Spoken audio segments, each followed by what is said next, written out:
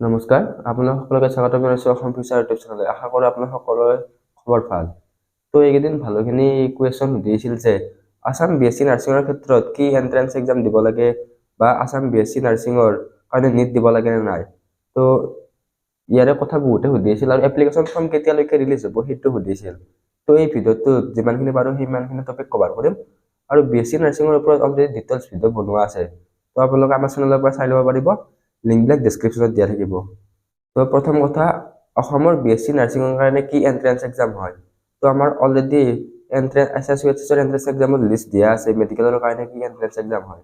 তো আপোনালোকে নিশ্চয় জানে যে আছাম BSc নাৰ্ছিঙৰ কাৰণে Srimanta Sankardev university of health science চমুকৈ SSUHSে CEE কমন এণ্ট্ৰেন্স এক্সাম এটা কণ্ডাক্ট কৰাই, তো যাৰ থ্ৰুদি BSc নাৰ্ছিঙৰ এডমিশ্যন হয়। তো এতিয়া বহুতে কয় যে BSc নাৰ্ছিঙৰ কাৰণে নিট দিব লাগে নে নাই।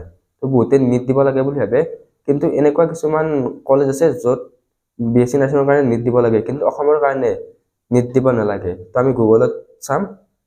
তো গুগলত চাৰ্চ কৰিলে ইয়াতে is NEET required for Assam BSc nursing, ইয়াতে আপোনালোকে দেখা পাব it is not mandatory for all colleges in Assam. তো অসমৰ ক্ষেত্ৰত নিট দিব নালাগে। তো অসমৰ ক্ষেত্ৰত BSc নাৰ্ছিঙৰ এডমিশ্যন ল'বৰ কাৰণে আপোনালোকে Srimanta Sankardev university of health ছায়েন্সৰ CEE এণ্ট্ৰেন্স এক্সাম বা BSc নাৰ্ছিঙৰ এণ্ট্ৰেন্স এক্সামটো দিব লাগিব। তো এতিয়া SSUHSৰ বা অসমৰ যিটো BSc নাৰ্ছিং হয় তাৰে কাৰণে কি এলিজিবল ক্ৰাইটেৰিয়া বা কেনেকুৱা ধৰণৰ এক্সামত কুৱেশ্যন হয় এইবিলাক আলোচনা কৰিম। তো ইয়াতে এইটো চাব পাৰে SSUHS BSc নাৰ্ছিং। তো এইটো আপোনালোকে যদি গভৰ্ণমেণ্ট আৰু প্ৰাইভেট দুটাতে এডমিশ্যন ল'ব খোজে, আপোনালোকে অসমৰ কাৰণে SSUHSৰ BSc নাৰ্ছিং এণ্ট্ৰেন্স এক্সামটো দিব লাগিব। তো গভৰ্ণমেণ্ট আৰু প্ৰাইভেট দুটাতে এডমিশ্যন ল'বৰ কাৰণে দিব লাগিব। নেক্সট চিলেবাছ, ইয়াতে চিলেবাছখিনি ফিজিক্স, কেমেষ্ট্ৰি, বায়'লজি আৰু ইংলিছ গ্ৰামাৰ এইখিনি ক্লাছ 11 আৰু 12 আহে। তো ইয়াতে এখন কুৱেশ্যন পেপাৰে আহে, এখন কুৱেশ্যন পেপাৰত 100টা MCQ থাকে, এটা কুৱেশ্যনত 1 নম্বৰকৈ থাকে। ফিজিক্স, কেমেষ্ট্ৰি, বায়'লজি আৰু ইংলিছ এইখিনি থাকে, 25 মাৰ্ককৈ থাকে। তো কুৱেশ্যনবিলাক 10+2 ছায়েন্স ষ্টেণ্ডাৰ্ডত হয় আৰু ইয়াতে মাৰ্ক ডিষ্ট্ৰিবিউশ্যন ফিজিক্সৰ পৰা 25 মাৰ্ক, তাৰপিছত জুলজি বা কেমেষ্ট্ৰিৰ পৰা 25, নেক্সট বায়'লজিৰ পৰা 25 আৰু ইংলিছৰ পৰা 25। তো এতিয়া পাৰ্চেণ্টেজ কিমান লাগে তো কোৱালিফাইড হ'বৰ কাৰণে, আপোনালোকে হাই ছেকেণ্ডাৰীত জেনেৰেলৰ কাৰণে 50% লাগিব আৰু ইয়াতে গ্ৰেছ মাৰ্ক থাকিব নোৱাৰে। Next reservation like OBC, SC, ST এইবিলাকৰ কাৰণে 40% লাগে আৰু ফিজিকেল হেণ্ডিকেপৰ কাৰণে লাগে এইটো 45%। তো আমাৰ ৱেবছাইটত ইয়াৰে ওপৰত ডিটেইলছত দিয়া আছে, আপোনালোকক যিমান পাৰোঁ সিমান আমি কভাৰ কৰিবলৈ চেষ্টা কৰোঁ। তো ইয়াতে SSUHSৰ যিমানবিলাক মেডিকেল এণ্ট্ৰেন্স এক্সাম আছে তাৰে লিষ্ট দিয়া আছে। তো নেক্সট এতিয়া এপ্লিকেশ্যন ফৰ্ম কেতিয়ালৈকে ৰিলিজ হ'ব।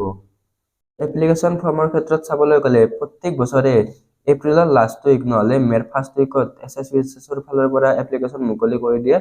তো 2025 ছিজনৰ কাৰণেও ইয়াৰে এপ্লিকেশ্যন ফৰ্ম এপ্ৰিলৰ লাষ্ট উইক নহ'লে মেৰ ফাৰ্ষ্ট উইকতে আহিব। তো যেতিয়া আহে আমাৰ চেনেলত দি দিবলৈ চেষ্টা কৰিম।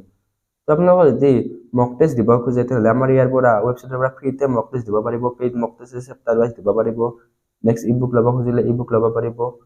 তো আপোনালোকে ই বুক কেনেকৈ ডাউনলোড কৰিব তাৰে ভিডিঅ' অলৰেডি চাই ল'ব পাৰিব, লিংকবিলাক ডেছক্ৰিপশ্যনত থাকিব, হোৱাটছএপৰ পৰাও ল'ব পাৰিব।